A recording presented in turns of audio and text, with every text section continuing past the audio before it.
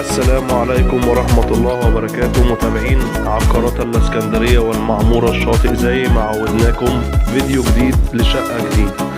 كومنت للفيديو وشير للفيديو ليصل كل جديد.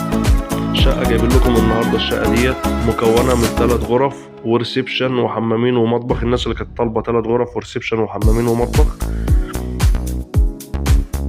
الشقة بتتباع بالعفش والأجهزة والتكييفات. 2 شاشة عرض، 4 تكييفات، 2 حمام. الشقة VIP لا تحتاج لأي مصروف. بترى البحر 120 متر.